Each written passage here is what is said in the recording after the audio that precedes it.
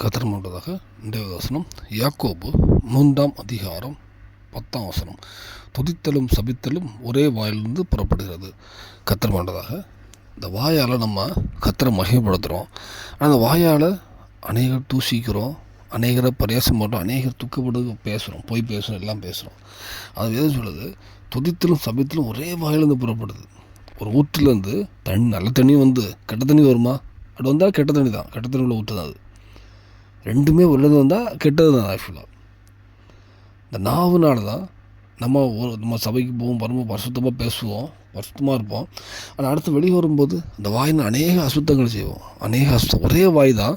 அது கொஞ்ச நேரத்துக்கு முன்னாடி பரிசுத்தத்துக்கு தேவன் மகிமைப்படுத்துச்சு, அதுக்கு பிறகு அசுத்தத்துக்கு வருது. வேதம் சொல்கிறது அப்படி இருக்குமானால் நம்ம நிதானித்து சரி பண்ணணும். ஒரே வீட்டில் ரெண்டு தண்ணி வராது.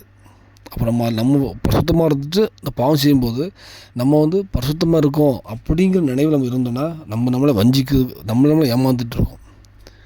கர்த்தரை பார்வையை பார்க்கும்போது நம்ம உலக ரீதியாக பேசிட்டு போயிடலாம். தேவன் உங்களை பார்க்கும்போது அது அசுத்தமாக தான் இருக்கும். ஏன்னா வாய்ப்பு ஒழுங்காக தேவனை மகிமைப்படுத்துறது, அடுத்து பாவம் செய்யுது, அடுத்து தேவநாம தூசிக்கு காரணமாக இருக்குது. ஒரே நாவு தான், ஒரே வாய் தான். இந்த வேலையில் நம்ம வாய் இப்படி அது துதித்தலும் சபித்தலும் நம்ம மாறி நம்ம வாயில் வருமானால் ஒரு விஷயம் கர்த்தரை நோய் பார்ப்போம். தேவன் பரிசுத்தத்துக்கு என்ன, தேவன் நம்மளை பரிசுத்தமாக இருக்குதான் தேவன் அழைத்திருக்காரு. நம்ம பரிசுத்த தேவன். இந்த வேலையில் நம்ம அர்ப்பணிப்போம். இருதயத்தில் பரிசுத்தம், நாவின் பரிசுத்தம், எல்லாவற்றிலுமே தேவனை மகிமைக்கண்டு சாட்சியாக ரெண்டு பக்கமும் ஆசீர்வாதம், சபித்தலும் துதித்தலும் இல்லாமல் ஒரே தேவனோட ஆசீர்வாதம் பரிசுத்தமாக வாழ அர்ப்பணிப்போம். அந்த ஊற்றுக்கான தேவன் ஆசீர்வாதம் ஒரே வரும்போது தான் அதை தேவன் ஆசீர்வதிக்கிறார். ஒரு ஊற்றுக்கண்ணில் கெட்ட தண்ணி நல்ல தண்ணி வந்தால் கெட்ட ஊற்று தான். அப்போ நீங்கள் கத்தட்டு பசுத்தமாக வாழும்போது தான் அது ஒரு ஊற்றாக வரும், நல்ல தண்ணி ஊற்றாக மாறும்.